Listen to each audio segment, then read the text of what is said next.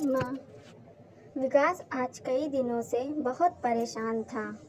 वो अपनी माँ को बहुत चाहता था, लेकिन उसकी पत्नी उसकी माँ को पसंद नहीं करती थी, क्योंकि उसकी माँ की एक आँख नहीं थी। वैसे वह अपना काम सब खुद कर लेती है, लेकिन फिर भी वो उसकी पत्नी को हमेशा खटकती है। विकास की पत्नी उषा ने कहा, माँ जी, आप ऊपर के कमरे में चली जाइए। मेरी कुछ सहेलियाँ आ रही हैं, आपकी वजह से उनको परेशानी होगी। सरिता जी ने कहा, बहू, मैं तो दूर बैठी हूँ, मेरी वजह से तुम्हारी सहेलियों को कोई परेशानी नहीं होगी। उषा ने फिर कहा, नहीं, आप ऊपर के कमरे में चली जाइए। बेचारी सरिता जी चुपचाप उठकर जीने के सहारे ऊपर जाने लगी। उन्हें ऊपर चढ़ने में बहुत परेशानी हो रही थी, लेकिन वो पूरी ताकत से ऊपर चढ़ गईं। वो एक अकेले कोने वाले कमरे में जाकर बैठ गईं। विकास बाजू के कमरे से सब सुन रहा था। उसे तकलीफ हो रही थी कि उसकी माँ को अपमानित होना पड़ रहा है, लेकिन वो कुछ नहीं कर सकता था। अगर वो कुछ कहता है तो पत्नी उसका विरोध करने लगती है। दूसरे उसके तर्क भी सही लगते हैं, क्योंकि वो एक जाना माना जज था। उसका सामाजिक स्तर बहुत ऊंचा था। उसकी ससुराल भी एक ऊंचे घराने में थी। वह चुपचाप इस तरह हर दिन अपनी माँ को अपमानित होते देखता रहता था। एक रात को उषा ने कहा, देखो जी, अब कुछ करो।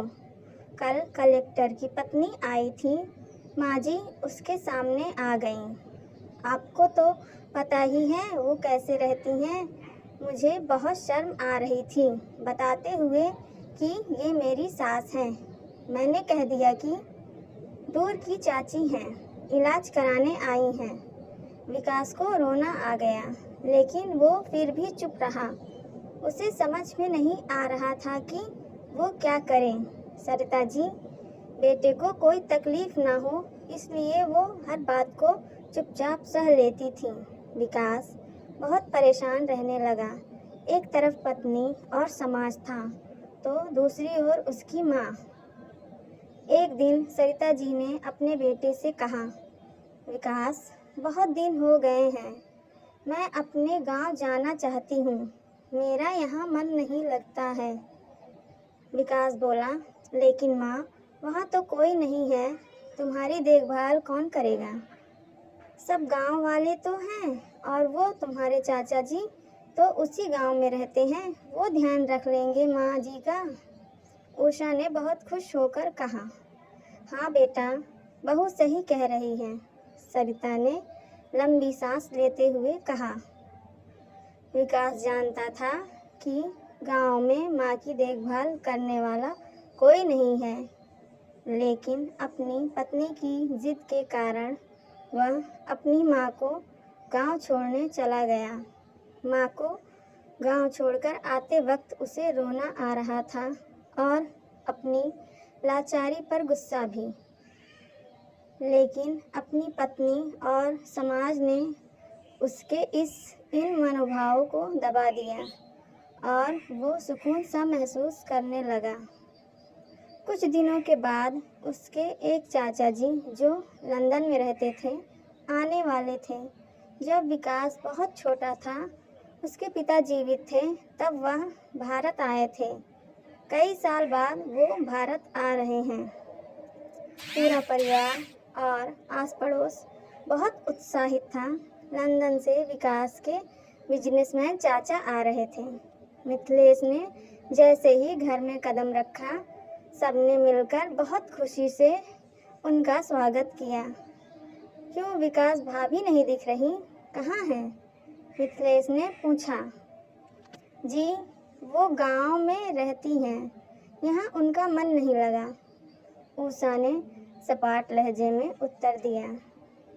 मिथिलेश ने विकास की ओर देखा तो विकास ने अपनी आंखें झुका ली। मिथिलेश सब समझ गया। बोले, कल हम भाभी से मिलने गांव चलेंगे सब लोग। दूसरे दिन सभी लोग गांव के घर में पहुंचे।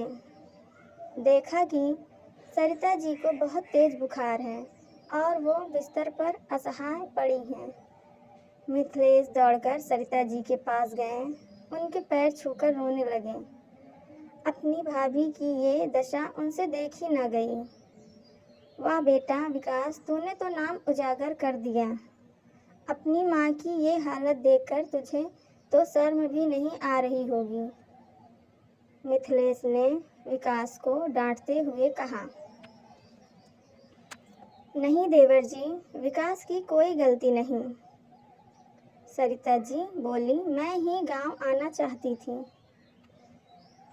मुझे सब पता चल गया भाभी, आप चुप रहो। क्यों बहू, तुमको अपनी सास पसंद नहीं है?